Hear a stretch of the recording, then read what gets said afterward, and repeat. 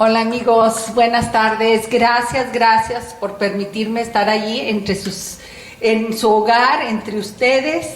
Y una vez más, con un gran amigo, no sé si eres defensor, exponente, o qué del hombre, Sergio Hernández. No sé, la verdad, maestro, a veces te escucho y yo digo, híjole, no sé si me defiendes a mí como mujer, defiendes al hombre. Lo que sí me ha quedado claro es que tratas de que ambos nos pongamos en un buen lugar en el mundo, en la tierra, en la vida. ¿Sí? Así es. Que no estás de ningún lado realmente. Que tratas de acomodarte tú y acomodarme a mí como mujer. Y que yo creo que al final ese es el sentido de vida. Claro que sí. No, pues muchísimas gracias, Pilar, por invitarme de nuevo aquí a tu programa y encantado. Pues no sé cómo presentarme, pues no, defensor de las mujeres no necesitan que las defendamos. Ya nos hemos sobrelimitado. Defensor de los hombres tampoco. Yo creo que pues es como lo planteaste al final, ¿no? O sea, defensor de nuestra integridad, hombres y mujeres. A mí me encanta un concepto que he descubierto y que ya lo había comentado Claudio Naranjo en un libro. Él escribió en el finales del siglo pasado uno que se llama La agonía del patriarcado, y en 2010 escribe uno La mente patriarcal, y habla de que ni matriarcado ni patriarcado, habla de una cultura matrística. Es eso de encontrar nuestra esencia, hombres y mujeres, que finalmente tenemos un poquito de todo, y pues ser eso, ¿no? Encontrar nuestro ser. Encontrar nuestro ser, pero ¿qué crees? Nos cuesta trabajo cuando mi mamá nunca me dijo, y perdón mamá si me estás viendo, que en mí había una parte masculina. Y a mis hermanos, obvio, jamás, si a mí nunca me lo dijo, que me salía muy a flote, ¿sí? Que se me notaba, que no necesitaba que me lo dijera. Dijese, a mis hombres mucho menos decirles, hay que explorar tu parte femenina, ¿sí? Pero le estoy hablando de hace muchos años. Pero ¿qué crees? En la actualidad, que yo sepa, ojalá esté equivocada, en ninguno de nuestros textos, y como de las cosas que quedan en el aire, no le corresponde a los maestros, pero tampoco en la casa lo hacemos, el ubicarnos en nuestra... me encantó esto, la matriz. ¿De dónde venimos? Matriz. Sí, la matriz. O sea, porque desde la matriz fui concebida con esta parte masculina y esta parte femenina. Claro. Sí, no nos lo han enseñado, obviamente, ¿no? Y efectivamente en nuestras casas no. Y te voy a pedir que te acerques un poquito. En nuestras casas, pues no nos explicaron esto. Pero fíjate que incluso, ya acercándome a este tema del estudio de las masculinidades, vamos a llamarle así, me he dado cuenta, y en esto hay que darle crédito a un gran pensador, entiendo que todavía vive, se llama Robert Bly. ¿Sí? Uh-huh. Él es un poeta, ensayista, conferencista. Alguien le puso un adjetivo que me encantó. Es un provocador espiritual. Ay, Robert me gusta, lo voy a buscar. Sí, está suave. No lo conozco, pero lo voy a buscar. Y él dice que hablando de los hombres, esto de encontrarnos con nuestra parte femenina, dice, está padre, está bien, pero es solo un primer momento. Y está bien porque, pues sí, obviamente nos conecta con nuestra parte sensible, entonces podemos ser, pues, muy empáticos con las mujeres, ¿no? Darnos el permiso de llorar, ustedes. Darnos el permiso de llorar, escribir poesía, contemplar la naturaleza, en fin. Esa parte, digamos, que está padre, ¿no? De nuestra parte femenina. Pero dice Robert Bly, es un primer momento, es un primer paso que yo creo que muchos ya lo hemos dado, ¿sí? Uh-huh. Más mal que bien, muchos muchachos actualmente lo están dando. O sea, hay que reconocerlo, que hay hombres jóvenes que ya pueden ejercer su paternidad de una manera afectiva, no ser violento, digamos, con sus parejas, colaborar en las actividades domésticas, etcétera, ¿no? Y dice Robert Bly, está bien, pero es una primera parte. Y dice, hay algo que está faltando. está faltando que nos encontremos los hombres con nuestra masculinidad profunda, con la parte de nuestra masculinidad que no la hemos encontrado y que está presente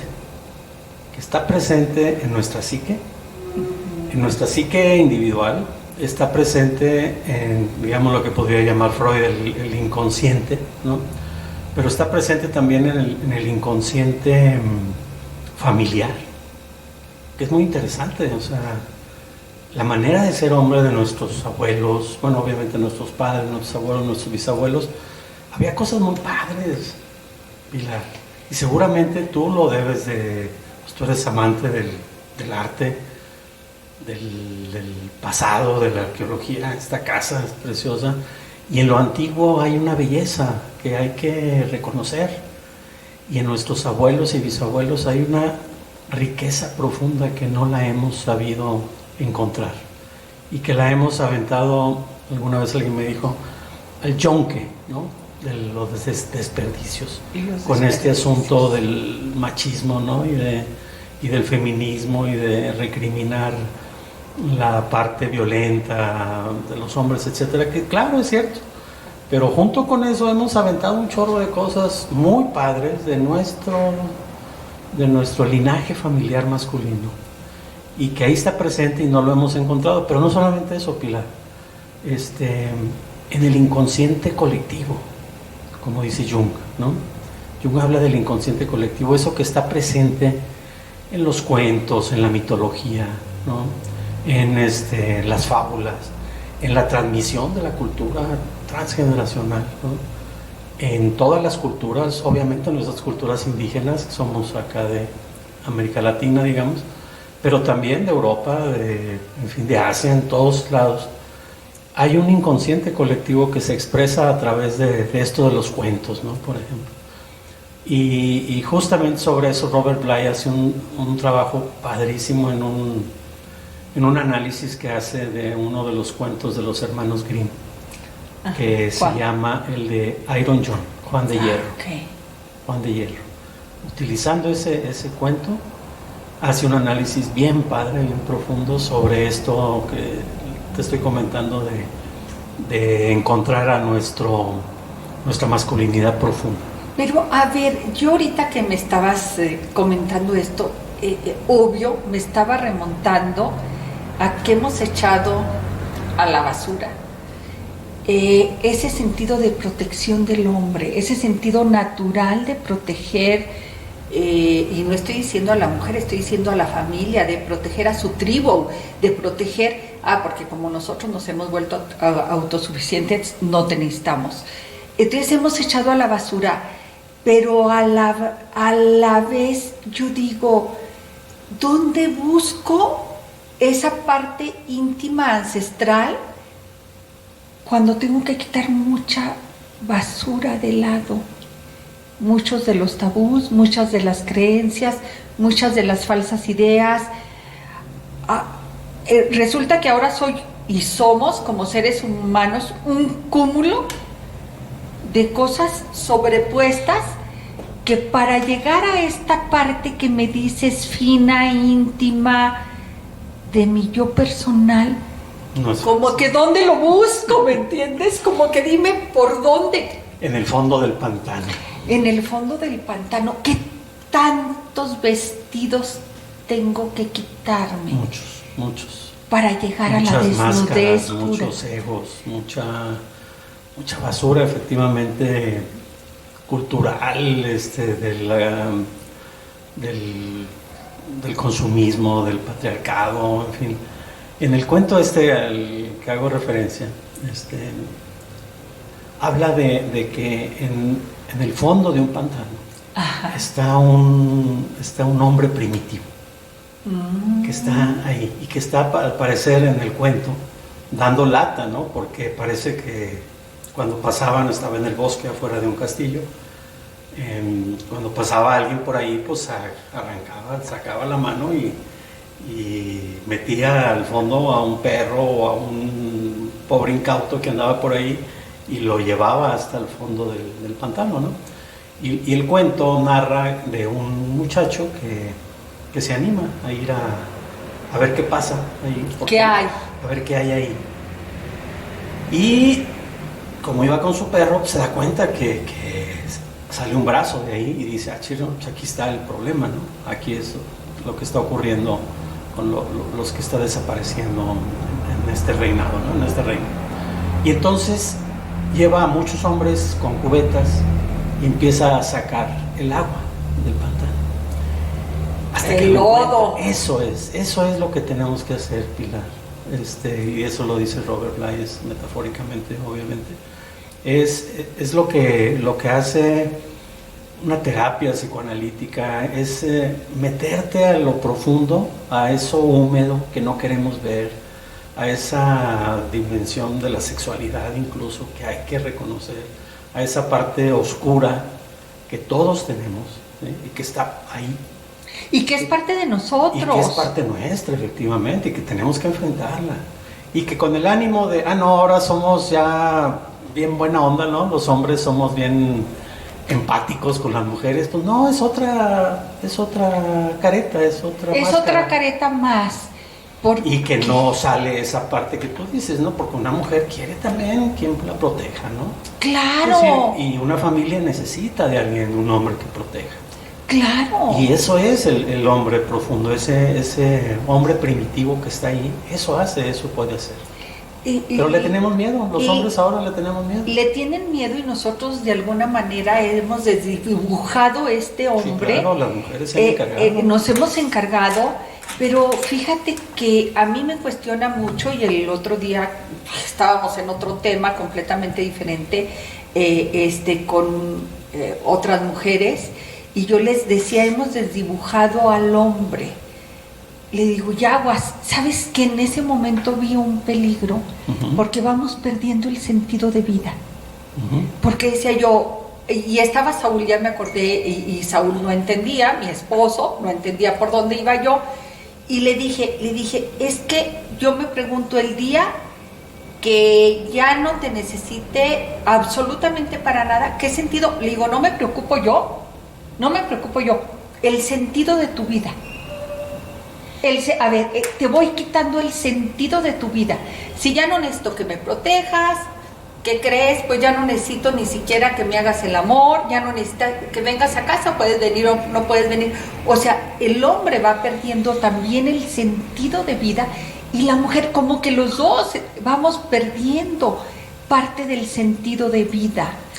Yo creo que los dos. Los dos. Y creo yo, Aguas, Pilar, en esto de necesitarnos, ¿no? Uno a otro. No creo como necesitar, quizá utilice mala palabra, pero de alguna manera justificar tu permanencia. Sí, pero tenemos que justificar. Ante nosotros mismos. A partir de nosotros mismos. Claro, yo quiero convivir con una pareja, etcétera, ¿no? Mis hijos, pero el compartir con uno mismo.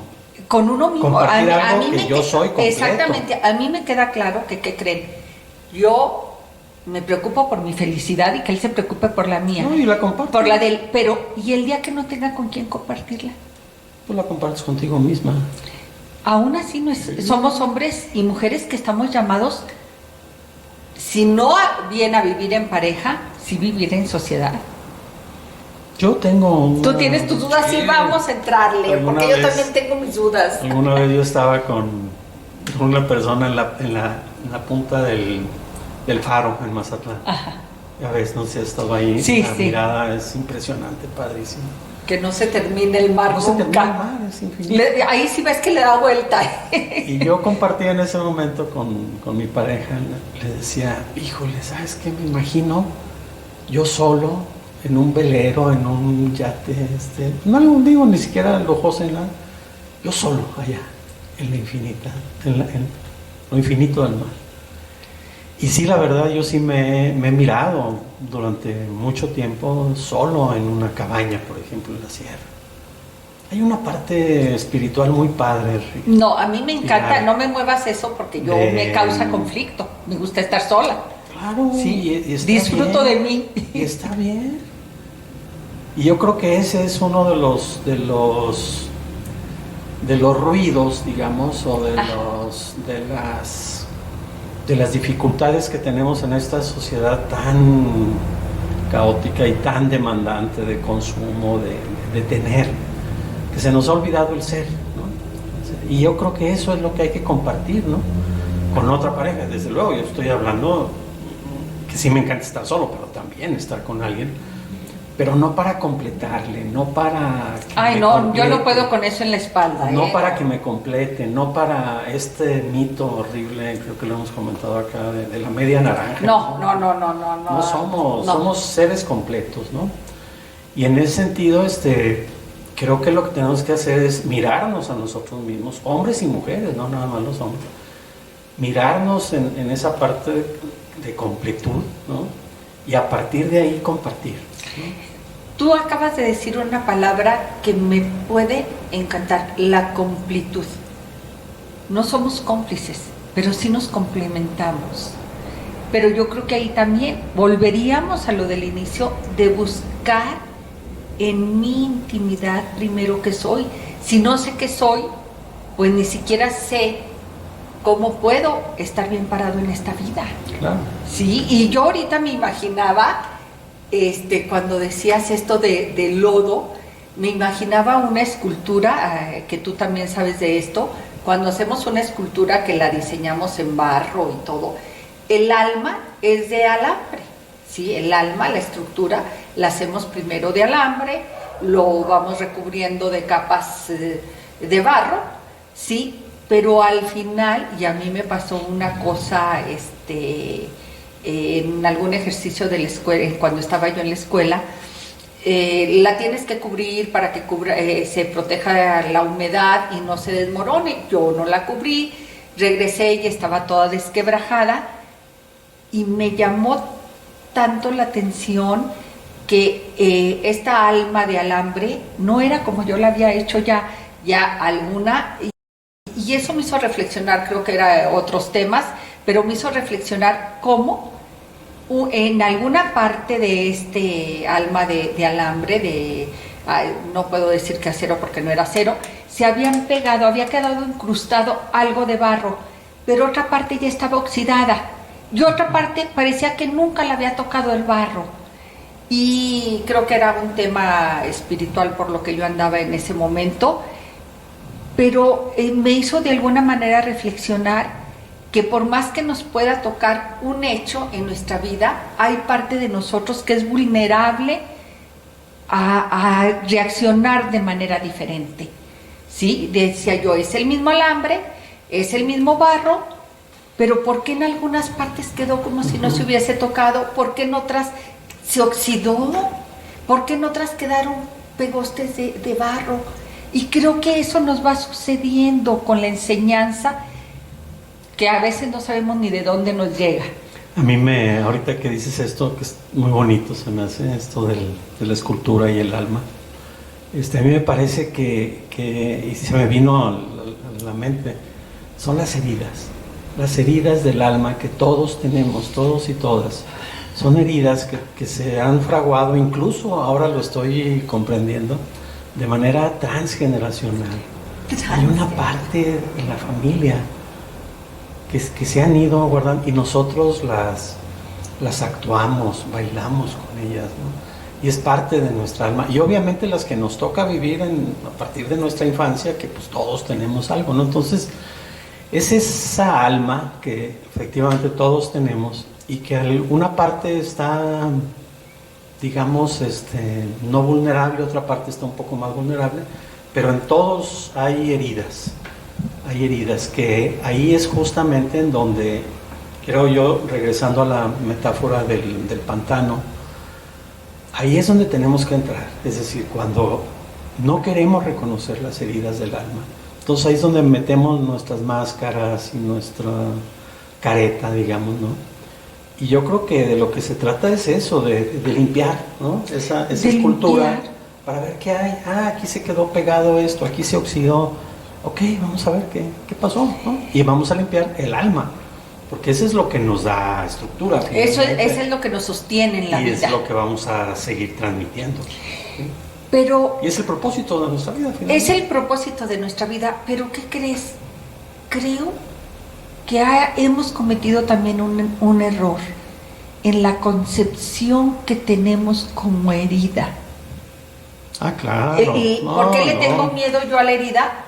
Porque en automático me recuerda el dolor. Es que me tocó un marido borracho, sí, ¿no? Entonces lo asocio con las creencias, sí, de dolor, de sufrimiento, y pues como para qué me muevo de aquí si ya encontré mi comodidad, como para, ahora sí como vulgarmente decimos, como para que él le rascó a la herida si sé que va a volver a sangrar.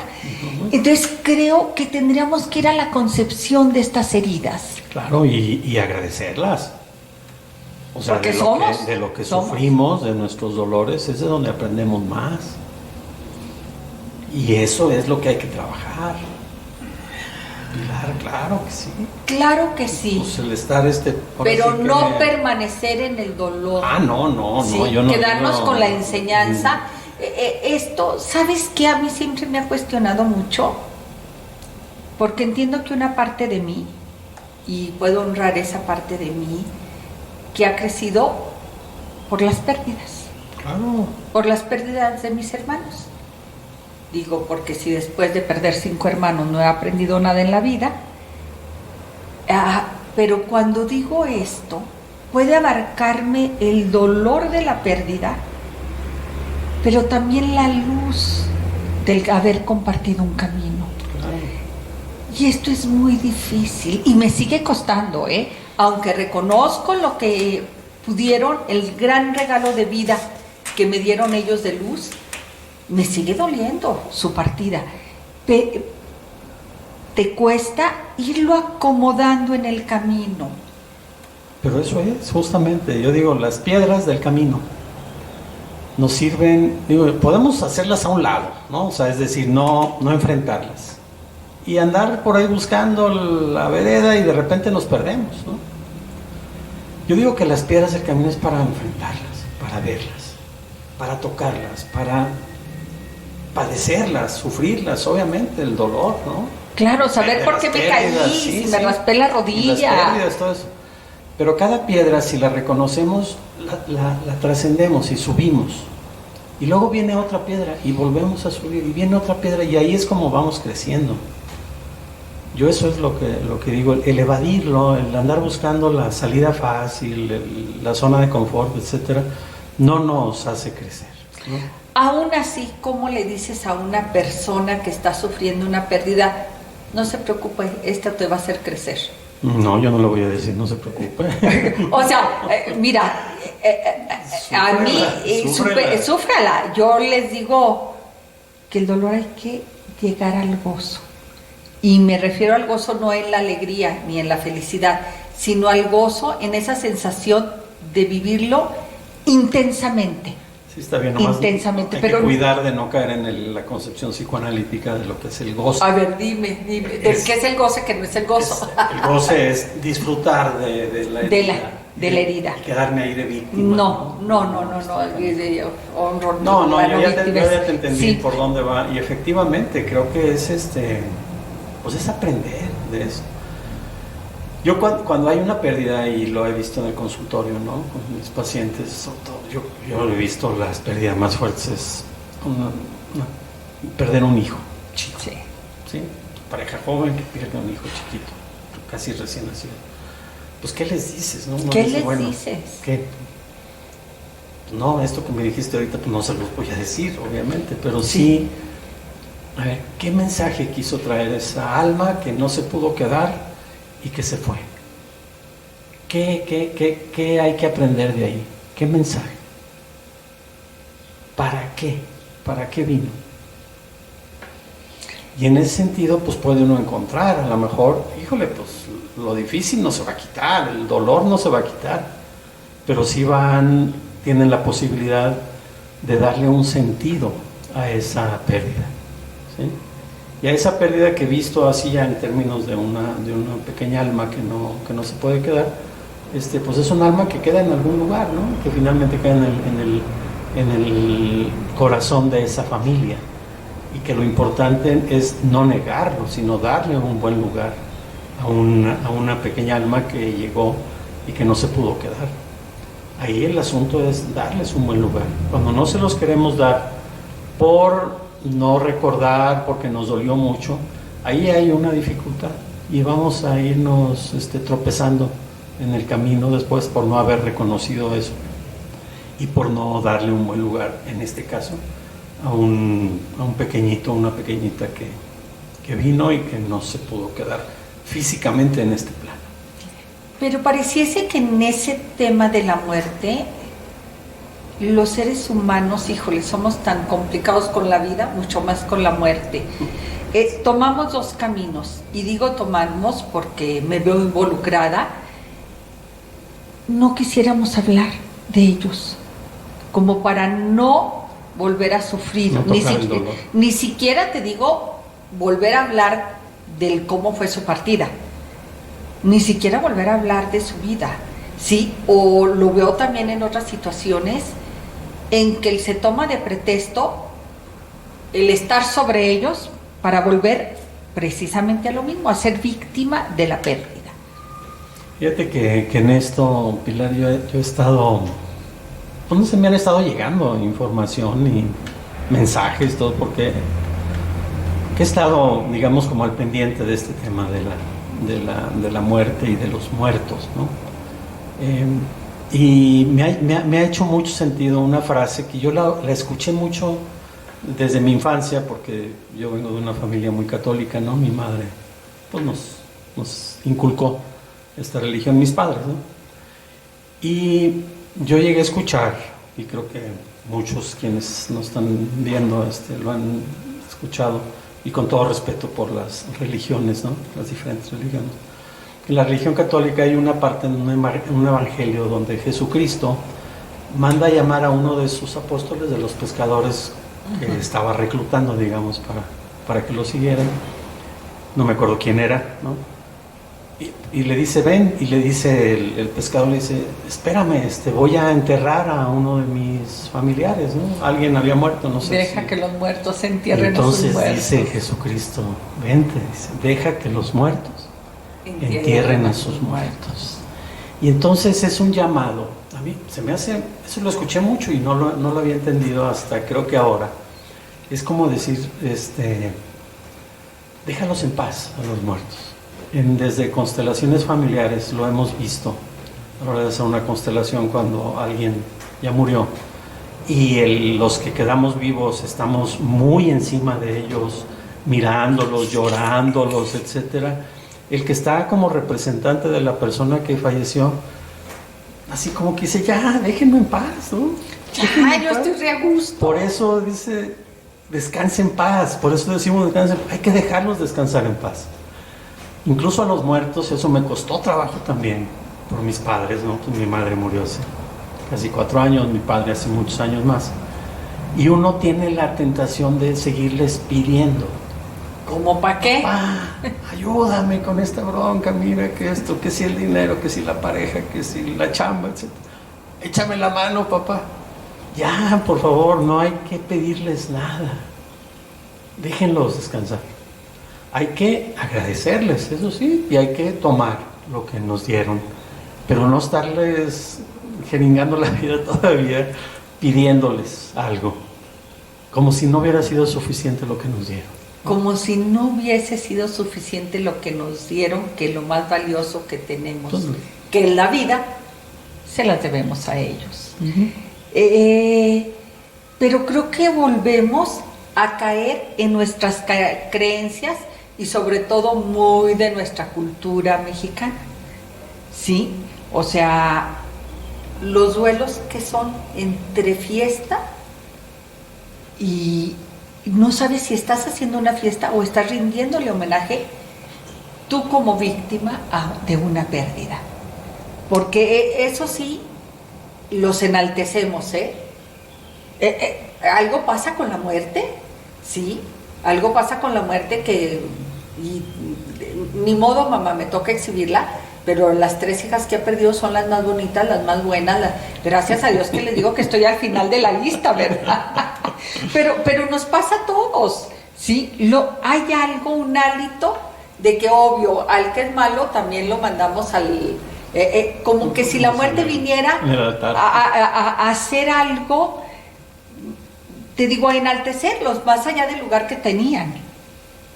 Sí, pero creo que es parte de nuestra cultura mexicana. A mí esa parte me encanta, Sí, te encanta. Sí, a mí sí me gusta la fiesta en los panteones, ver el colorido el día 1 de noviembre, ver las flores, los mariachis, ponerles el vaso de agua, el altar, ¿no?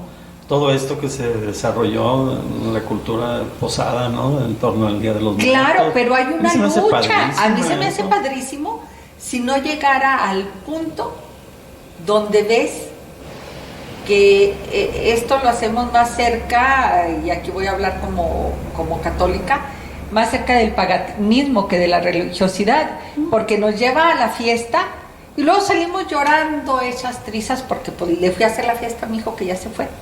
¿Sí? Entonces como que es la dualidad. Sí, está bien. Yo digo. No, está bien, es parte de nuestra cultura. A mí me encanta, esa parte del Día de Muertos me gusta mucho. Yo, bueno, mis padres no están en un panteón, ¿no? Están ahora ya, pues, en criptas, lo moderno, ¿no? Pero igual tampoco pues, están lejos, están en Guadalajara y no voy. Y aunque fueras, el día que vas a Guadalajara no necesitas ir a visitarlos. No, pues están aquí, ¿no? Claro. Todo el tiempo los traigo. ¿Cómo honrar a los que se van? Ándale. A ver. Está buena la pregunta. Digo, más allá de la fiesta del 1 de noviembre, ¿a ti qué te gusta la fiesta? ¿Cómo honrar a los que se van? A los que se van. Reconocer su legado y tomarlo lo que nos toque, ¿no? Lo que nos toque y trascender las dificultades que vimos que tuvieron, porque sí hubo obviamente dificultades en nuestros padres, en nuestros ancestros, y como para no repetirlos, no hacerlo desde el enojo, desde el resentimiento. Yo no voy a ser igual a ti, papá, no voy a ser igual a ti, mamá, sino hacerlo desde el reconocer lo difícil de su destino. Y en ese sentido decimos desde Constelaciones honrar lo difícil de su destino. Veo lo difícil que fue para ti, te agradezco la vida y mírame con buenos ojos si ahora yo lo hago a mi manera, si ahora yo lo hago diferente, a mi manera y voy a la plenitud. Creo que esa es una buena manera de honrarlo, de honrarlos. Tomar, ahora sí que lo bueno y lo no tan bueno, trabajarlo también, pero también agradecer esa parte oscura que también tuvieron, que todos tenemos, como lo dijiste ahorita. Y creo que esa es una buena manera de honrar, reconocer lo que son, lo que fueron, todo. Quizá ir un poquito más allá y ver su historia. No, desde luego, para poder honrarlos tenemos que entender de dónde vienen. Y eso a mí es algo que me encanta en el consultorio. Pues cuando llega alguien, pues viene a tocar un problema de ahorita. Claro, de la pareja, el hijo, etcétera. Pero a mí me encanta porque pues yo sé que abres la puerta de por qué viene atrás. Que hay atrás, claro. Y eso es fascinante para el mismo paciente, el mismo consultante, ¿no? Y claro, porque es empieza fascinante. a decir, es cierto, es que mi papá, es que mi abuelo, es que mi bisabuelo, y empiezan a salir historias que no habían salido y empiezan a hacer clics, ¿no? Es decir, ahora entiendo por qué yo hago esto. Repitiendo la historia de las alianzas. Repitiendo, o lo que sea, ¿no? Pero caen 20, ¿no? Y dice uno, por eso. Entonces eso es fascinante porque es conectarnos con nuestro regreso a lo mismo, del principio. Regreso al conectarnos con nuestro inconsciente familiar, ancestral. Y ver al abuelo, que era un comerciante bien aguerrido y bien enamorado, ¿no? Ok, pues eso. Después lo criticaron porque era muy machista, violento, etcétera. Está bien.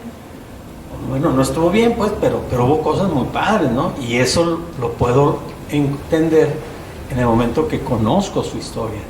Y quedarme con lo bueno. Y que voy más allá de lo que dice la historia oficial familiar. porque ahí hay secretos, hay un chorro de cosas. Hay muchos secretos. Que hay que ir haciendo un ladito, ¿no? Para encontrar, ¿no? Pero ¿cómo tratar o diferenciar? Y creo que a usted y a mí nos ha pasado que hay hechos en nuestra infancia que nos acordamos y luego de repente decimos, si realmente me acuerdo o me lo han contado tantas veces que creo que me acuerdo. Que ya me la creí. Que ya me la creí. Es bien común eso. Sí, o sea, y es más, de repente a mí me pasa que me dicen, no, es que esto, y digo, no, oye, no hagas dudar de mí, porque yo no me acuerdo de ese momento. Pero realmente, si de nuestra propia vida hay recuerdos que no sabemos si son ciertos, en mí sí que, o por tantas veces que me lo contaron, imagínate en la de los abuelos, porque creo que a pesar de que mis padres y mis abuelos han vivido más años, y tengo un padre de 95 años, hemos perdido la costumbre de decir, a ver, platíqueme de su papá, platíqueme de su vida, de usted. Es algo que yo decía ahora con esto de la pandemia y de la cuarentena, que voy a decir algo que a lo mejor se va a enojar, desafortunadamente está terminando, digamos. Hubo una parte muy padre que yo les decía a todo el mundo, les decía en algunos programas, etcétera. O sea, aprovechen que tienen ahorita a sus abuelitos, a sus papás ya mayores, que lo tienen en casa, para preguntarles, para platicar, incluso graben, ¿no? Y pregúntenles todo lo que no les han preguntado, que es una maravilla, es padrísimo, ¿no? Y regresando a esto de cómo nos vamos creyendo las historias familiares, pues es que así es. Y yo digo que no es que nos engañemos. Incluso si lo creemos y lo vivimos de esa manera, así fue. Para nosotros así fue. ¿Es tu verdad? Es mi verdad. Yo recuerdo a un paciente ahorita que decías, él refería que cuando era muy chiquito su mamá lo había dejado con su abuelita durante 3 meses, que estaba muy chiquito. Y él lo recordaba con mucho dolor y decía que iba a la esquina, era de un pueblo, a ver si llegaba el camión, ¿no? Que llegaba, porque esperando que llegara ahí su mamá. Uh-huh. Y pasaron las terapias y le decía yo, por otras cosas, pues que platicara con sus tías o con su abuelita, en fin, de esas partes, ¿no? De su historia. Y llegó un día sorprendido, dice, es que resulta que dice mi abuelita que no fueron 3 meses, que fue 1 semana. Pues sí, pero él la vivió como 3 meses. Él lo registró por un tiempo. Claro, por el dolor y la soledad, etcétera, ¿no? Entonces, claro, la verdad real es 1 semana, pero él la vivió de 3 meses. Oye, fíjate que eso me hizo recordar ahorita, en algún momento, una persona que se acercó a mí y dice, es que tengo un hombre violento, me golpea todos los días. Le dije, caray, todos los días, ¿cuántos días a la semana te golpea? No, le dije, ¿al mes? Sí, al mes sí. Le digo, si lo pusiéramos en un año, no, este año sí me ha gritado, pero no me ha golpeado. O sea, sí, te vas y dices tú, pero era su creencia, así tal cual me lo vomitó, me golpea todos los días. Entonces dices tú, son jugarretas que nos juega la mente, sí, pero que nos quedamos atorados ahí. Uh-huh.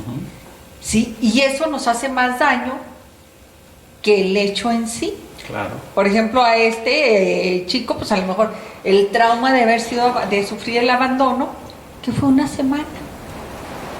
Y fue trauma, porque sí lo vivió así, como de 3 meses. Oye, pero hablando de abandonos, se dice que el abandono es como una impronta que llevas en la piel. Pues después de 9 meses de estar en el vientre de mamá y échate para afuera, pues ¿cómo no vamos a tener esa herida de abandono, de rechazo? Ahora, ¿cómo?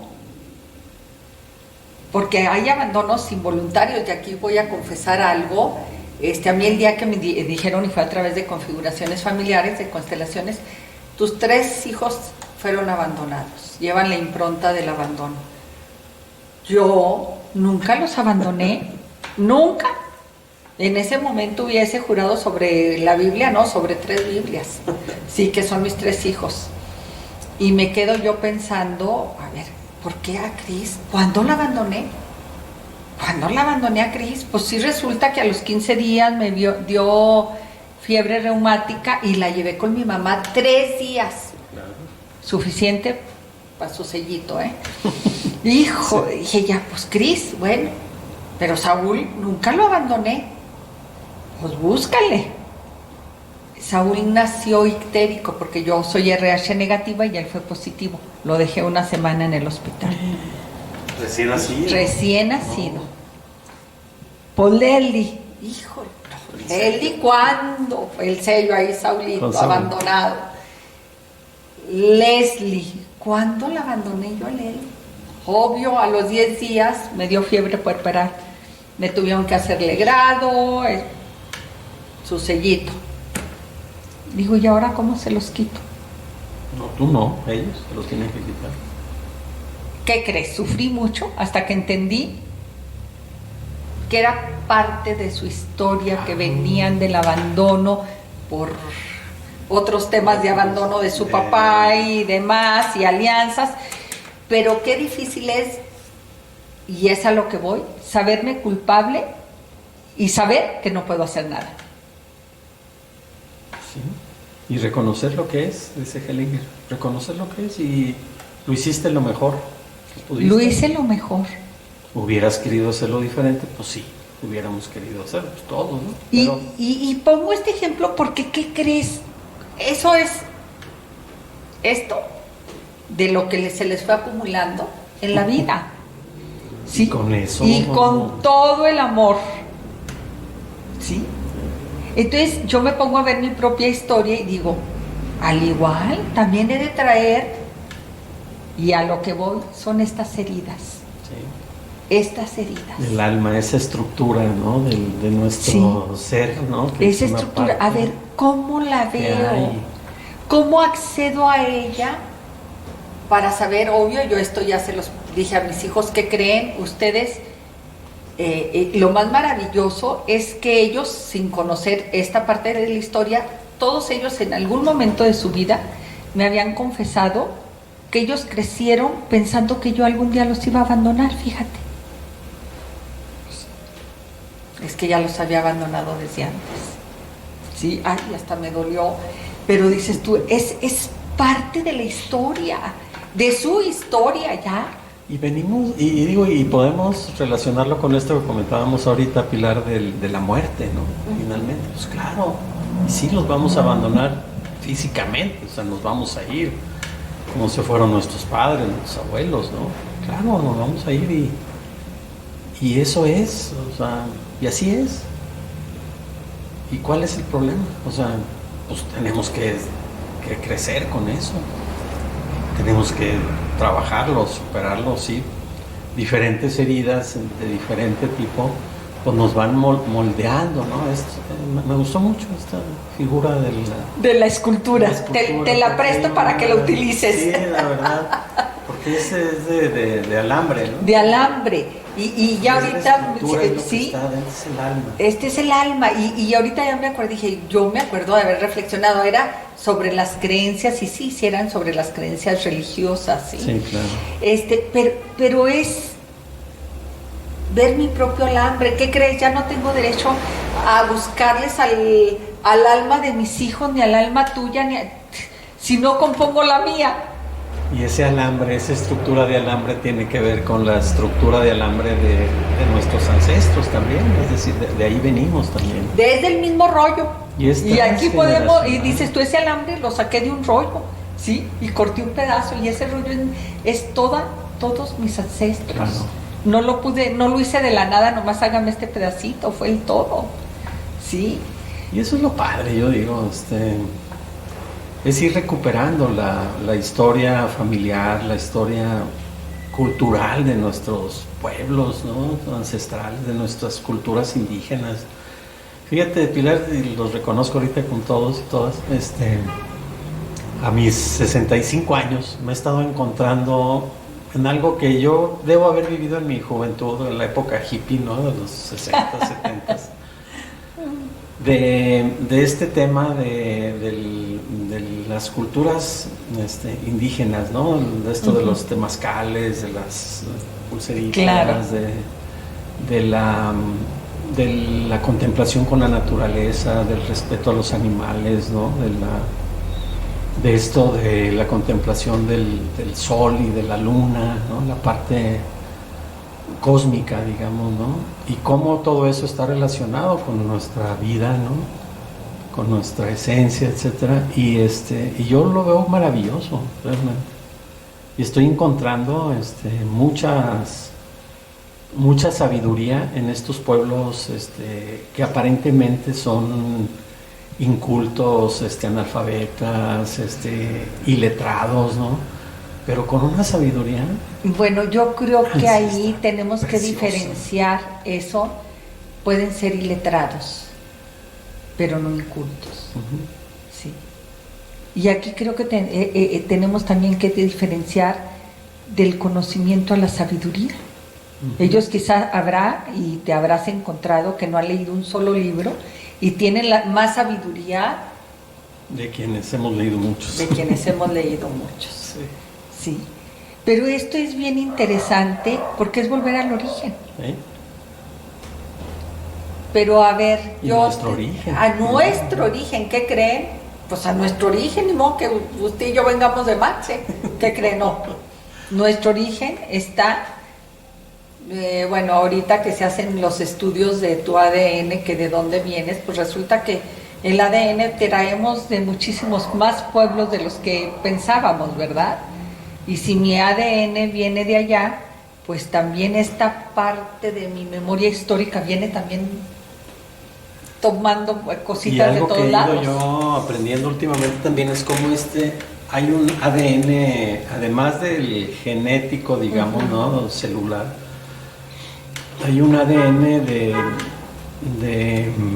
de lo que vivieron nuestros ancestros, es decir, la parte morfogenética, digamos, ¿no? De los campos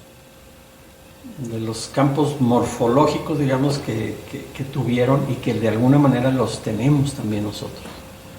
Y que para entender lo que nos está ocurriendo ahora, tenemos que también entender a ver de dónde vienen esas dificultades, eso que tú sabes, las lealtades invisibles en un sistema familiar. Si yo pensaba que se transmitía, pues por una cuestión, no sé cómo decirlo, pero como por las creencias o por las frases que nos decían, pero no, parece que hay algo también genético, algo que viene. Y esto, te voy a decir, está demostrado en que de repente nos encontramos, me encuentro a mi nieto chiflando como lo hacía el abuelo de Saúl. Un ejemplo así muy claro y real, ¿sí? El día que Saúl oye chiflar a mi nieto, que dices tú, ¿de dónde? Y dice, no es posible. Saúl fue el que se quedó. Dijo, así chiflaba mi abuelo. El abuelo de Saúl. Y mi nieto, pues creo que nunca ha ido ni a Santiago o habrá ido alguna vez. Y el abuelo murió cuando su mamá de este nieto tenía días de nacida. O sea, ni siquiera mi hija lo conoció. Pero fue increíble porque este hecho lo cimbró mucho a Saúl y dije, qué bueno que te pasó a ti, Pablo incrédulo. Sí, para que vayas creyendo en esto. Sí, porque si lo digo yo, tú no me crees. Porque entonces empezó a cuestionar al niño, oye, ¿quién te enseñó a chiflar? No, nadie. Digo, su papá para nada chifla, ni su mamá, ni nada. Entonces, pero alguien te tuvo que haber enseñado, ¿por qué chiflas así? No, el pobre niño está asustado, ¿verdad? Nadie. O sea, y usted quizá tiene, ahorita que dices tú que es genético, pues resulta que hay un niño zurdo, porque el bisabuelo fue zurdo. O sea, efectivamente tienes razón. Sí, hay una transmisión transgeneracional de información sistémica, más allá de la cuestión de la célula, pues. Sí, más allá, o sea, lo vemos en los niños que dicen, no, ahí levanta la ceja como su no sé quién y ni siquiera lo conoció. Claro, dices tú, porque no lo copió, no, está más allá de nuestras células. Pero ¿qué sucede ahí? A ver. ¿Pero en qué sentido? ¿En qué sentido? En abrazar. Claro. En abrazar esa parte. Esa parte no la entiendo. Y como le dije, y ahora resulta que Saúl llega a la casa de mi hija. ¿Dónde está mi chiflador? Sí. ¿Por qué? Porque a él le hace mover todo su sistema para recordar a su abuelo, que fue al final con el que se creó. Sí. Fíjate, Pilar, respecto a esto, y hay algo que les quiero compartir a todos, que yo he visto que incluso esto se da aún con hijos de adopción. Caray, ahora sí ya me la pusiste más... Y lo veo, no en mi caso, porque, bueno, soy juez y parte y no lo puedo ver a lo mejor, ¿no? Porque yo tengo 3 de adopción, pero lo he visto con algunos pacientes, y sus hijos, en donde el hijo adoptivo, que pues ahora sí que no es biológico, con una similitud incluso fisiológica, es decir, física, con el papá. Sí. Impresionante. Y dice uno, ¿qué onda con esto? Y yo creo, obviamente después ya por la parte de los gestos y de los dichos, todo eso, pues a lo mejor se aprende, ¿no? Sí, de que lo sí, le busca uno una... Pero hasta el parecido físico, dice uno, ¿qué onda? Y juraría, a mí me ha pasado también casos que digo, no, yo juraría, eso dicen que es adoptado, pero es de ellos. Sí. O sea que si uno es hijo de acogida, no, puro cuento. Sí. No supieron cómo encubrirlo, ¿verdad? Y es que yo creo que todavía hay mucho que estudiar en este tema, ¿no? Y especialmente en el de las adopciones, yo cada vez me sorprendo más, pero hay mucho que estudiar todavía, más que estudiar, observar, ¿no? Y ver qué pasa. Porque efectivamente, si es complejo nuestro sistema familiar ya de por sí, ahora imagínense conjuntar varios sistemas familiares, ¿no? En una sola familia, digamos, ¿no? En donde, como decía alguien una vez, no, es que tú no adoptaste a un pequeño, adoptaste a toda su... Es como cuando se casa historia, uno, que claro, dices tú, no me caso con ella, nunca me lo dijeron. Y se casa uno sin investigar, aunque hubiese investigado, así se hubiese casado uno, ¿verdad? Sí, es difícil, por eso dicen, ¿no? Con la pareja, ¿no? Pues es que ni parientes somos, ¿no? Ni parientes somos, sí, no somos pero, nada, pues, pero... Sí, es complicado, solo con un hijo, más complicado. Un hijo de adopción, pues de acogida. Un hijo de acogida, pero aquí dices tú, me traje a la familia a vivir conmigo sin conocer a la familia. Claro. Y siempre va a ser... porque bueno, así es el sistema de adopción, siempre va a ser como que entre velos, ¿sí? Porque nunca supimos realmente quién eran los padres, mucho menos los abuelos, o sea, como que hay un velo que lo tienes que ir descubriendo a través del propio personaje, que es el hijo de acogida, y luego ya no sabes si es por el otro o por ti. También. Porque con esta tesis que tú me estás diciendo, sí, dices tú, pues no sé si es por mí o por ¿qué su parte mamá? Mía es esa, sí, ¿no? ¿Qué parte mía? ¿Y por qué? ¿Y por qué yo adopté? ¿Y por qué a él? ¿O por qué a ella? ¿No? ¿Por qué eligió tu hogar para ser? Porque él eligió, ¿no? Sí. Porque yo lo elegí, en fin. Híjole, es que esto se mueven cosas bien, de veras, bien interesantes, y yo no pudiera dejar de abordar tampoco ¿cuál es tu visión ahorita que estamos hablando? Ahora sí que es un tema recurrente hablar de la vida y de la muerte, que estamos tocando la muerte, el por qué en este momento tantas pérdidas. Yo no lo he entendido, pero estoy segura que quizá hay una explicación, el por qué tantas pérdidas a nivel mundial. Creo que el COVID puede ser un pretexto, como pretexto de la vida misma. ¿Qué sucede también en la psique de nosotros, que lo estamos viendo? Ya no nos acordamos si se murió o no se murió. Yo de repente me encuentro preguntándole a Saúl, oye, el doctor fulano se murió, y el otro día me dijo, ¿de dónde sacaste eso? Le dije, es que ya no sé ni quién se ha muerto ni no. Le digo, esto está como con las bodas, que tengo que ver las fotos y digo, fue a mi boda, ni me acuerdo.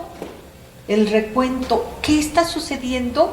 Y eso me preocupa a mí, de que estamos permeándonos emocionalmente y psicológicamente para las pérdidas. Yo creo que, bueno, la manera como yo he interpretado esta pandemia, ¿no? Y esta dificultad del COVID, y retomando un poco esta visión de las culturas autóctonas, tradicionales, yo creo que es el virus de la conciencia, le llaman algunos. Vino a decirnos, hey, tranquilo, calma, haz consciente, te has perdido a ti mismo, has irrespetado a la naturaleza, la has violentado, has contaminado, etcétera, a ver si ya te calmas tantito, ¿no? Yo recuerdo cuando empezó la pandemia decíamos que eran 2 meses, un mes. Sí, no, 3 semanas. Sí, empezamos una semana antes de Semana Santa para que cuando la de Pascua ya estuviéramos libres y todo el mundo nos la creímos. Entonces decíamos, bueno, a ver, vamos a guardarnos, digamos, un mes, ¿no? Sí. Y hasta veíamos cómo disminuyó la contaminación, los pajaritos y no sé cuánto rollo, ¿no? Y sí, fuimos haciendo conciencia y nunca nos imaginamos que iba a ser tan larga, ¿no? Y yo creo que sí, efectivamente, parte de lo que dices de las pérdidas es ir haciendo conciencia también de la vida, ¿no? Ir haciendo conciencia de nuestra vulnerabilidad y de que si no nos cuidamos y si no nos respetamos entre nosotros también nos perdemos, ¿no? Y que si no cuidamos nuestro sistema inmunológico a partir del ejercicio, la alimentación, el controlar nuestra mente, ¿no? A mí sí me hizo mucho sentido esto de que lo más difícil de esta pandemia fue controlar nuestros miedos, ¿no? Controlar el miedo. Yo creo que mucha gente murió más por el miedo que por lo que... O bueno, el haber sentido tanto miedo y tanta angustia hizo muy vulnerable. Te hizo más vulnerable. Ándale, no que murieras por el miedo, ¿no? Sino que te haces vulnerable. Sí, tu sistema se te bajó, ¿no? Entonces yo decía mucho eso. Sí, desde luego hay que cuidarnos, el cubrebocas, etcétera, pero estar bien, hagan ejercicio, hagan meditación, aliméntense bien y esto lo vamos a poder sobrellevar bien. Entonces yo creo que sí es un poco, yo sí coincido, el virus de la conciencia, hacernos conscientes de todo, de la falta de respeto a nosotros mismos, a la naturaleza, a los demás. Fíjate que ahorita que dices hacernos conscientes, y creo que el tema, y que no, quizá no lo hacemos tan conscientes, porque nos hemos hecho conscientes, como dices tú, del cambio de la naturaleza, de mis cuidados, pero creo que no me he hecho consciente de la responsabilidad de ser sobreviviente ya. A estas alturas, a lo mejor para mañana ya no, pero por lo pronto hemos sido sobrevivientes de un largo año. Sí, y pues, privilegiados finalmente, ¿no? Digo, visto así desde ese claro. Tanta pérdida que hemos visto cercana, ¿no? Decir, bueno, pues somos privilegiados. Somos privilegiados porque somos de los que hasta el día de hoy, lo repito, estamos contando parte de lo que ha sido esta larga etapa. Pero ¿hacia dónde nos lleva? Fíjate, Pilar, algo que a mí me gusta mucho de esto que estamos viviendo, no nomás de lo de la pandemia, sino estos cambios tan grandes en la cuestión de género, ¿no? Del feminismo, el machismo, la cuestión de la tecnología. La tecnología que nuestra... Todo esto que estamos viviendo, yo digo que somos una generación afortunada. Sí. Pilar, estamos siendo testigos de cambios muy fuertes en un periodo muy corto que nuestros familiares, o sea, abuelos, pues no vieron, ¿no? O sea, fueron periodos a lo mejor muy sin tanto cambio, ¿no? Y ahora nosotros somos testigos de eso. Entonces, yo creo que sí nos toca, en ese sentido, asumir la responsabilidad de eso y documentarla través de estos programas que tú tienes, digo, cada quien tendrá su manera, ¿no? Quien haga pintura, escultura, quien pueda escribir, quien platique con sus familias, etcétera, pero es decir, ser testigos de estos cambios sí nos obliga a ser responsables, digamos, como para transmitirlo de la mejor manera, que quede evidencia de todo esto, que no quede nada más como una historia, pues en el año 2020 hubo una pandemia de coronavirus y hubo tantos millones de muertes. Creo que esa es una responsabilidad. Ahorita tú mencionabas a los artistas y ya te mostraré una obra que hice narrando esto y todo el mundo me ve así, les digo, no, yo necesito que el día de mañana digan, quede constancia, oye, ¿qué es esto? Pues es que la que lo hizo le tocó vivir esto, entonces fue su manera de expresarlo, ¿sí? Y porque el arte, así como puede ser atemporal, ¿sí? Que puedes hacer ahorita algo del Renacimiento y dices tú, pues no sé cuándo se hizo, creo que hay otra parte de artistas que sí sentimos, porque con todo respeto y respeto a los demás, sí tengo la obligación de dejar huella en el momento en que estoy viviendo, ¿sí? Pero voy más allá de decir, yo me pregunto, quizá nosotros como adultos, ¿qué crees? Ya es tú ahorita y me puede encantar esta faceta tuya que dices tú, estoy aprendiendo ahorita, volteando atrás, volteando a ver a nuestras etnias, a nuestras tribus, descubriendo cosas, pero aún así, ¿qué crees? Ya, y tú y yo lo sabemos, que parte del aprendizaje de nuestra vida ya lo tenemos, ya el archivero, ya no es mi archivero, que creen, ya está casi lleno, ¿sí?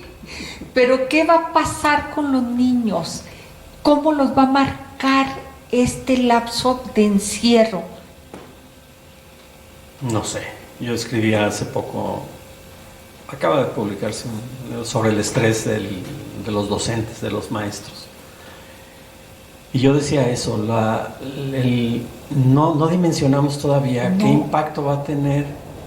Yo decía al final de este artículo que escribí, añoro el que poder volver a ver a las escuelas, los patios, las canchas de fútbol, las aulas llenas de algarabía, de niños brincando, peleándose, de muchachos noviando en las canchas, peleándose, en fin.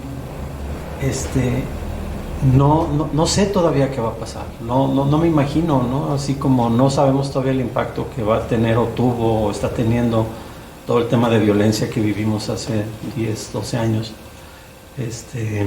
No sé todavía qué impacto va a tener. Lo que sí te puedo decir, Pilar, y regresando a esto de que ya nuestras gavetas están casi llenas, nunca es tarde para aprender. Yo también. Yo no lo siento así, yo veo que es infinito eso.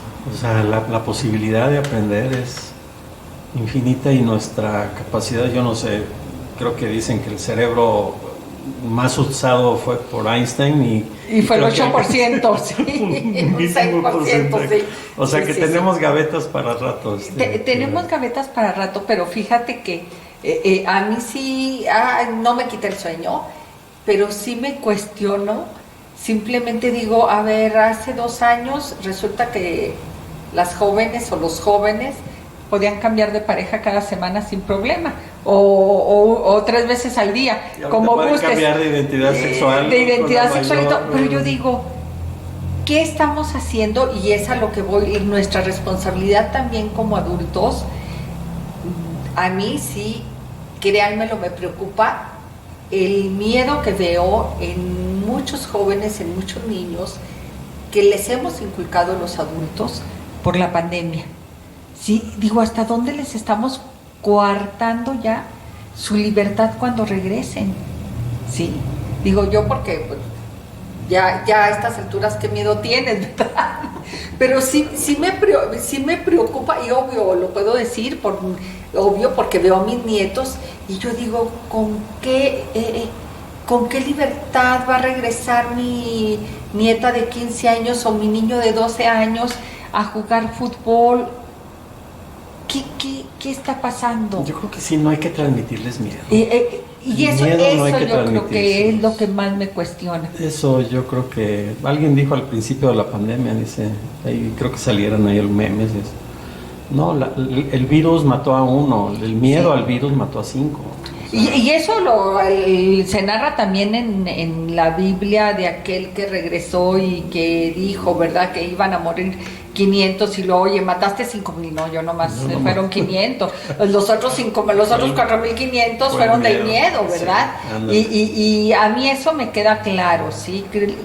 No hay que transmitirles miedo, hay que transmitirles responsabilidad. Ándale, cambiar el miedo por responsabilidad. Sí. Por conciencia y responsabilidad, eso. Pero ¿qué es la conciencia ante un hecho como esto? Pues esto, reconocer que le dimos en la torre a la naturaleza y que la contaminamos y que nos preocupamos más por el tener y no por el ser. Ese tipo de reflexiones creo que son los que tenemos que... Y reflexionamos, y yo me atoro luego con un tema de que antes de la pandemia teníamos, creo que un mes aquí en Durango, a lo mejor me equivoco, pero no era mucho tiempo, no usar bolsas de plástico. ¿Te acuerdas? Que acabamos de empezar en que ya teníamos que llevar nuestra bolsa a cualquier comercio porque ya no nos iban a dar bolsa de plástico. Yo ahorita digo, superamos lo que habíamos hecho por mucho, porque con mi cubrebocas, con los guantes, con todos los plásticos, sí me explico, hablando de responsabilidad ante la naturaleza. Digo, somos más irresponsables ahorita que antes, cuando esto fue por irresponsables. Sí, o sea, siento como si, como humanidad, por un lado veo y acepto que fue por irresponsable, pero por los hechos regreso 3 pasos atrás. Y digo, entonces, ¿no aprendí lo que estoy viviendo? Pues yo creo que muchos no lo hemos aprendido y muchos también pues no lo aprendieron y se fueron en el camino, ¿no? Y se fueron. Pero no es personal. No. También, a ver, ahí, y esto yo creo que sí va a ser muy tema tuyo, ahí ¿qué está sucediendo? No son las personas que se han muerto, no es por ser irresponsable. No es personal. ¿Qué sucede? Yo creo que esto, cuando decías ahorita honrar, ¿cómo honramos a nuestros ancestros? Yo creo que hay que honrar también la vida de todos. Y honrar implica honrar el destino de cada quien. Yo lo he aprendido en esto de la terapia. No podemos interferir en el destino, digamos, en el proyecto del alma, ¿no? De eso sí, la vida, el destino y la muerte no me corresponde. No me corresponde a mí, no puedo ser Dios, ¿no? O sea, no soy, yo no voy a decir quién vive y quién muere, ¿no? Quién se enferma y quién no se enferma, ¿no? Cada quien tiene lo suyo. Yo puedo acompañar procesos de dolor, acompañar procesos de conciencia, ¿no? De decir, pues viene de por acá, o yo creo que tendrías que mirar acá, allá, etcétera, ¿no? Eso lo podemos hacer, pero de ahí a interferir, por ejemplo, cuando me preguntan en el consultorio, oye, doctor, entonces, ¿qué debo de hacer? ¿Lo cambio de escuela o sí o no? No, pues es que eso ni eso me toca, ¿no? Haga conciencia de esto, lo otro. En fin, yo creo que en esto de las personas que han muerto, pues es, pues es aceptarlo y reconocer que eso le tocaba, eso nos correspondió a nosotros, vivir cerca de ellos esa pérdida, algo nos dice. Algo le dice a cada quien, a cada uno de los miembros. Y de manera diferente. Y no se trata de amor, se trata de la propia historia de nosotros en coincidencia con el otro. A quienes han sobrevivido, ¿no? Que son muchos, afortunadamente, y que hemos tenido la oportunidad, yo he tenido la oportunidad de escuchar también sus relatos. También lo que significó estar al borde de la muerte y haberla librado. Híjole, son enseñanzas bien fuertes. Ahí sí me cayó el 20, dice alguien. Ahora sí ya aprendí. Ok, pues ese es te tocaba, ¿no? Y ese es tu nivel de conciencia y ahora el nivel de responsabilidad que te corresponde, ¿no? Y creo que cada quien, Pilar, lo hemos vivido de manera diferente. De manera diferente. Fíjate que a mí, y como dices tú, aún aprendemos, y me quedó tan claro, no hace mucho, de veras, no hace mucho, le estoy hablando gracias a esta pandemia, que la vida, el destino y la muerte no nos corresponde. Y el otro día me cuestionaba, claro que tengo al mejor cuestionador en casa, a Saúl. Me decía, ¿y por qué dices que el destino? Pues si para eso vivimos, para forjar nuestro destino y luchar por él. Le dije, mira, Saúl, el destino no nos corresponde porque, ¿qué crees? ¿Cuántas veces digo, no, ya mejor que no sufra, que se muera? Si en ese momento me correspondiera a mí el destino de otra persona, en ese momento yo ya llevaba muchos muertos, porque muchas veces hemos dicho, ay no, ya está tan malito que no vale la pena vivir, la calidad de vida ya es muy mal. Le digo, sobre mi vida, ¿cuántas veces he dicho, ay, ojalá que me tragara la tierra? Ya me había tragado la tierra muchas veces. Le digo, ¿y qué crees? Hasta a ti te puedo incluir. Ahí terminó la conversación. Sí, hasta no, de tu destino me hubiera encargado yo, porque a ti también ya te he puesto muchas veces del otro lado de la banqueta, igual que tú a mí. Le digo, entonces entendí que por algo no nos corresponde el destino, ni mío, y mucho menos el de alguien más. Qué bueno que no está en mis manos. Hay una ahorita que decías esto, Pilar, me acordé de una frase que yo repito mucho con mis alumnos de psicología. Decía, creo que era Althusser quien lo decía, que el niño cuando nace viejo. Y entonces vamos entendiendo que eso que nos enseñaron alguna vez en alguna de estas poesías de que somos los arquitectos de nuestro propio destino, ¿sí te acuerdas? Sí. Y que uno es el que decide. Sí. Entonces, pues, ¿cuál? Puro Desde cuento. que nacimos, llegamos a una cultura con un idioma, nos ponen un nombre que nunca nos preguntan, llegamos a una familia donde nunca nos preguntaron. Pues, ¿cómo que vamos a ser dueños de nuestro propio destino? Pues no, si desde el principio ya nos dijeron dónde nos habían guardado un lugar para el cual íbamos a llegar, y ahí estábamos destinados ahí. Y a mí me puede maravillar que volteo hacia atrás y digo, mira, para lo que me venías preparando, y yo ni cuenta. Sí, o sea, ¿a poco no te maravilla esta parte de decir, van sucediendo cosas en la vida y ni te preguntas, pero de repente llega un hecho que le da razón a todos esos pasos que diste, claro, ¿sí? Claro. Y dices tú, no, pues volteo a ver los hilitos y digo, bueno, aquí sigo a donde me lleves. Aquí sigo y por algo, ¿no? Y algo tenía yo que venir a aprender aquí, y hay que reconocerlo y aceptarlo. No puedo dejar de preguntarte, maestro, el cómo vas compaginando tus terapias con tu vida personal. Cuando sabe uno, porque lo sabe, y si usted no lo sabe en algún momento se lo va a preguntar, que tienes que ir soltando cosas que a veces parecieran incongruentes con tus propias ideologías y creencias. ¿Y sabes a qué me refiero, aunque no lo digas? Sí, no sé exactamente a qué te refieres, pero hay muchas cosas que pudieran encajar. Esto de la psicoterapia es maravillosa porque yo creo que te pasa a ti igual con el arte. No puedes estar ajeno. Ajá. ¿Sí? Sí, claro. Es decir, lo que construyes afuera es lo que hay adentro también. Lo que acompañas afuera, en este caso a mis pacientes, a mis consultantes, es también lo que tengo yo adentro. Es decir, y llegan los que puedo o los que sienten que yo puedo acompañar, comprender, como quieran llamarle, ¿no? Ahora entiendo que son los campos, ¿no? Morfogenéticos, que me atraen. Los campos del consultante y el campo mío que hacen clic y podemos transitar juntos, ¿no? Y nos conectamos mi alma con el alma de ellos, y yo siempre prendo una lamparita que está cerca del paciente y prendo mi lamparita, ¿no? Que tengo a un lado mío. Y digo, es tu alma y es mi alma, es tu espíritu, es mi espíritu, que estamos aquí en conexión. Y en ese sentido, para responder tu pregunta, pues no somos ajenos, o sea, ajeno, incluso si lo quieres ver en términos psicoanalíticos o psicológicos, es la transferencia y la contratransferencia, es decir, lo que el otro ve en ti como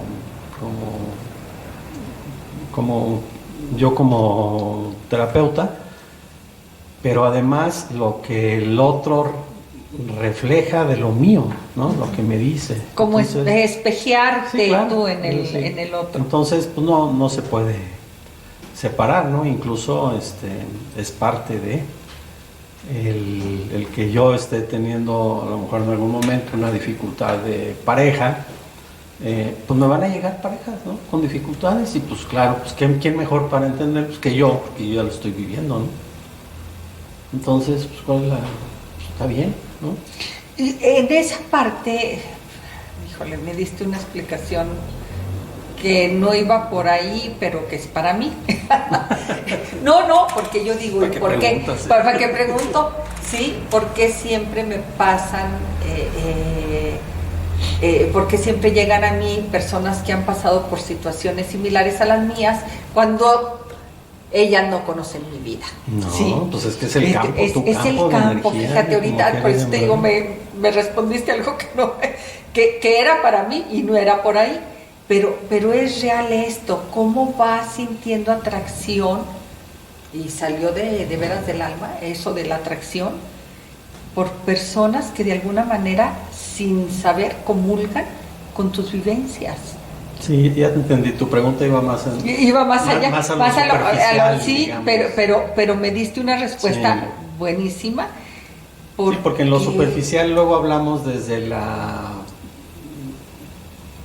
moral, digamos, ¿no? Y no desde la ética, diría alguien, ¿no? O sea, que confundimos.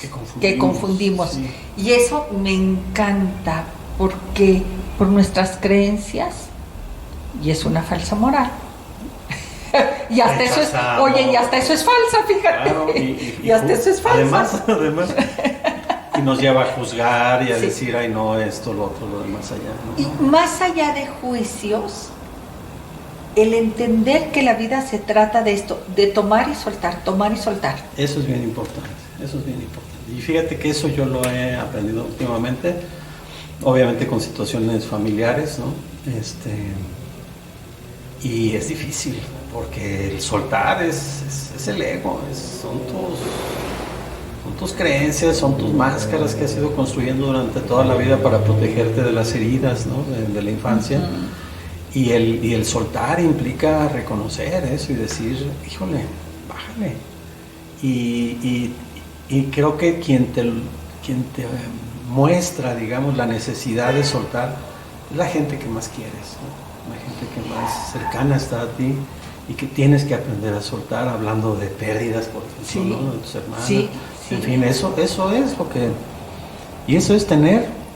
Creo que en eso, yo a veces lo digo metafóricamente también, nos empeñamos tanto en que las cosas deben de ser de tal manera que es como si quisiéramos detener el flujo de un río, ¿no? Y ponerle como un dique, ¿no? Como una compuerta.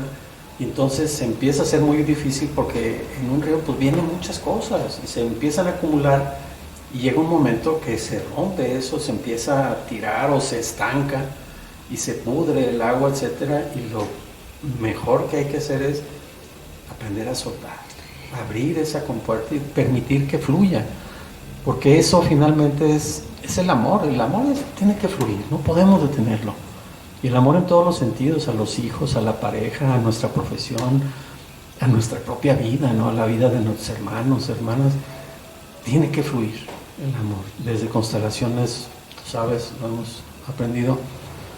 Las dificultades en una familia básicamente es por un amor mal acomodado, ¿no? Es un amor torcido que lo hacemos desde una lealtad, que nos vamos atando generacionalmente, las cadenas. ¿Y qué es lo que hacemos con constelaciones y con la conciencia, ¿no? Es soltar, es acomodar y ponernos en un buen lugar. permitir que el amor fluya, como el agua de un río. Cuando está fluyendo puede traer muchas cosas, pero si está fluyendo se va limpiando, y llega un momento en que es un río muy cristalino, muy padre, ¿no? Aún a pesar de que yo digo la naturaleza, Dios, la vida, nos da un ejemplo tan maravilloso como es el día y la noche. Ah, sí. Sí, increíble. Que el día se suelta, se termina en el ocaso para que llegue la noche, sabiendo que él va a estar en el amanecer. Nos cuesta tanto trabajo. Nos cuesta eso, tanto. Que hay luz y sombra.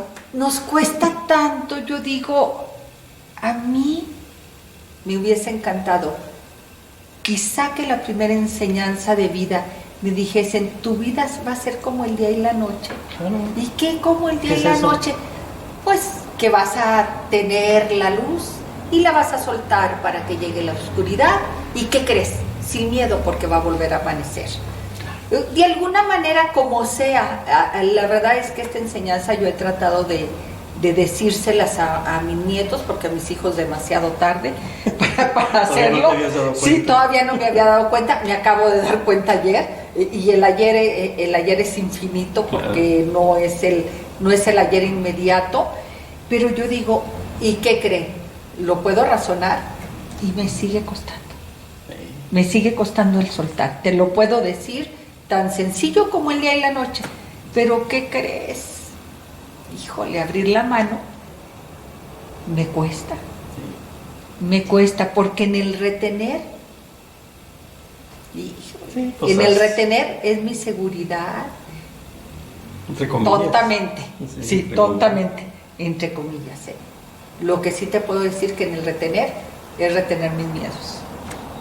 Sí. Hay que soltar. De soltar. También los miedos. Y hay que soltar, hay que fluir. Me da miedo que si suelto, no sé si me caigo o me elevo. Hay una frase, a mí me gustó alguna vez, eso sí fue de hace muchos años, que dice, es que si lloras y te quedas nada más con ese dolor y esa de víctima, dice, si lloras por haber perdido el sol, dice, si lloras por haber perdido el sol, tus lágrimas no te permitirán ver las estrellas. Y es hermoso. Es hermoso. Es hermoso. Son y hasta como católica me remonto al Via Crucis, digo, es que si me quedo en la cruz, no voy a ver la resurrección. ¿Sí?